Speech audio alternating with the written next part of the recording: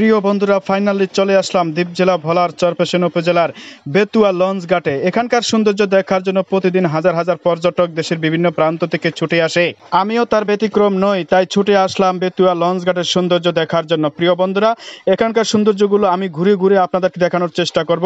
আমি আশা করছি আপনারা সম্পূর্ণ ভিডিওটি না টেনে দেখবেন। তাহলে চলুন দেখি এখানে কি কি সৌন্দর্য আছে সেটা দেখি এবং উপভোগ করি। বন্ধুরা, এটাই হচ্ছে বেতুয়া লঞ্চ ঘাটের প্রবেশদ্বার। এখানে মূলত বোরাক, হুন্ডাই বা অন্যান্য যে কোনো যানবাহন দিয়ে যাত্রীরা নামে এবং প্রবেশ করে লঞ্চ ঘাটে। এখানে দেখুন, একটি চমৎকার রেস্ট হাউস তৈরি করে দেওয়া হয়েছে দর্শনার্থীদের জন্য, যেখানে বসে দর্শনার্থীরা খুব রিল্যাক্সে নদীর সৌন্দর্য বা এই ঘাটের সৌন্দর্য দেখতে পারবে। ছাড়া এই লঞ্চ ঘাটের আশপাশের দৃশ্যগুলো আমার কাছে খুবই চমৎকার ও ভালো লাগে। প্রিয় দর্শক, সেই সাথে আপনাদের কাছে এর দৃশ্যগুলো কেমন লাগতেছে সেটা আমাকে কমেন্ট বক্সে জানিয়ে দিবেন। এখানে পর্যটকদের জন্য একটি ছাতার মতো ঘর নির্মাণ করে দেওয়া হয়েছে, যেখানে বসে পর্যটকরা মেঘনার সৌন্দর্য উপলব্ধি করতে পারে বা উপভোগ করতে পারে। তাছাড়া এখানে ভ্রাম্যমাণ দোকানদাররা চা, কফি, ফুচকা, ঝালমুড়ি প্রভৃতি পর্যটকদের কাছে বিক্রি করে তাদের ফ্যামিলি ভালোভাবে চালিয়ে যাচ্ছে।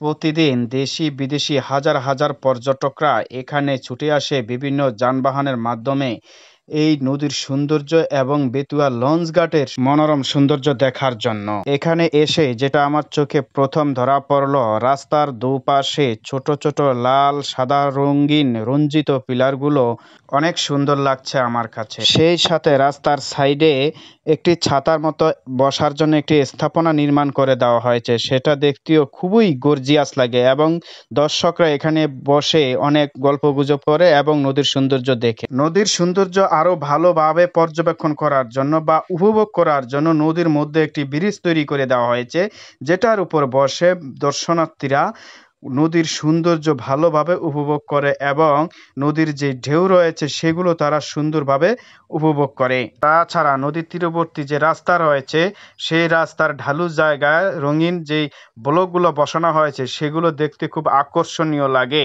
এবং এই তীরবর্তী এলাকায় বসে বা রাস্তার পাশে বসে নদীর ভিতরের যেই ঢেউগুলো ওঠে সেগুলো নদীর তীরে এসে আছড়ে পড়ে।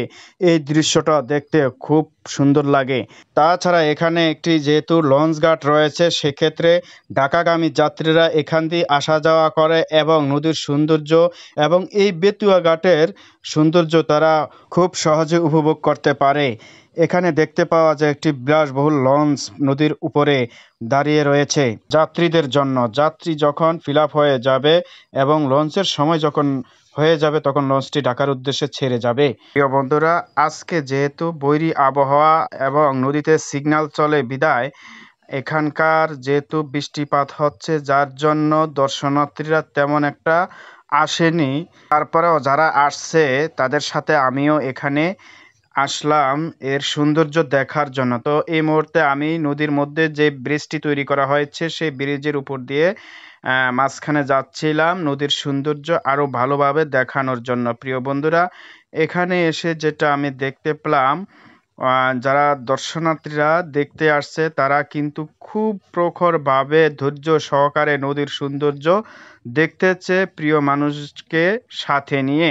এখানে এই বাবুটি তার বাবার সাথে ঘুরতে আসছে এবং মোবাইলের ক্যামেরা দেখে মিটি মিটি সে হাসছে। খুবই ভালো লাগছে তার এই হাসিটা। এখানে দেখা যায় নদীর মাঝখানে যে ছাতার মতো স্থাপনাটা তৈরি করে দেওয়া হয়েছে সেখানে 3জন লোক আটকে আছে। তারা এপারে আসার জন্য খুবই চেষ্টা করতেছে। দেখা যাক শেষ পর্যন্ত তারা কিভাবে এখানে আসে। তারা এক পর্যায়ে নদীর মধ্যে নেমেই গেল এখানে আসার জন্য। দেখা যাচ্ছে 2জন লোক তারা হেঁটে হেঁটে এপাশে আসতেছে নদীর মাঝখান দিয়ে। পরবর্তী যে লোকটা রয়েছে সেই লোকটাও কিন্তু আসতেছে। তারা 3জনেই নদীর মধ্যে নেমে এই পাশে যে ব্রিজটা রয়েছে সেই ব্রিজের কাছে ছুটে আসলো এবং একজন অলরেডি উঠে গেছে আর বাকি 2জন এখন পর্যন্ত রয়ে গেছে, তারা আসতেছে। আসলে নদীর মধ্যে নেমে এরকম একটি খুনসুটি বা দুষ্টুমি করাটা অনেক ভালো লাগছে তাদের কাছে সম্ভবত, যার জন্য তারা এই সৌন্দর্য উপভোগ করতে এসে অনেক আনন্দ ফিল করছে। বিষয়টা দেখে আমি খুব আনন্দিত। প্রিয় দর্শক, আপনারা কেমন আনন্দিত হয়েছেন সেটা আমাকে এই ভিডিওর কমেন্ট বক্সে জানিয়ে দিবেন।